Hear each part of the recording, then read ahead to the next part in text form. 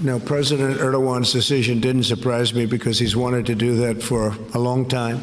He's been building up troops on the border with Syria for a long time, as you know. Our soldiers are mostly gone from the area. We only had 26, 28, but under 50. We think it's probably 28, but under 50 soldiers, and which is a very tiny force. And it didn't surprise me at all. This is they've been warring for many years. It's unnatural for us, but it's sort of natural for them. They fight, and they fight long, and they fight hard. And they've been fighting Syria for a long time, and on the border, that's the border with Syria. And I say, why are we protecting Syria's land? Assad's not a friend of ours. Why are we protecting their land?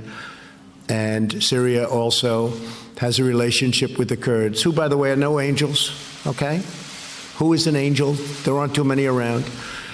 But Syria has a relationship with the Kurds, so they'll come in for their border, and they'll fight. They may bring partners in. They could bring Russia in, and I say welcome to it. Russia went into Afghanistan when it was the Soviet Union, and it became Russia, became a much smaller country because of Afghanistan. You can overextend.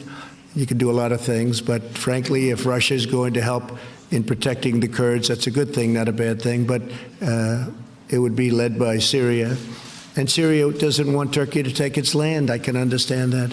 But what does that have to do with the United States of America if they're fighting over Syria's land? Are we supposed to fight a NATO member in order that Syria, who is not our friend, keeps their land? I don't think so. But Syria does have a relationship with the Kurds. The thing that's common is that everybody hates ISIS.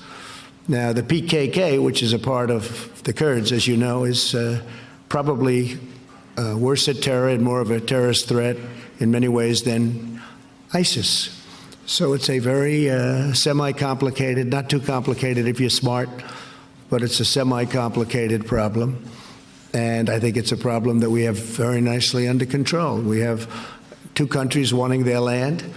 We have one country that wants land, perhaps that doesn't belong to them because they want to have a 22-mile strip of, they call it freedom.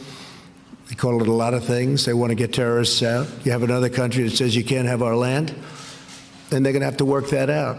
Hey there, I'm Chris Hayes from MSNBC. Thanks for watching MSNBC on YouTube. If you want to keep up to date with the videos we're putting out, you can click subscribe just below me, or click over on this list to see lots of other great videos.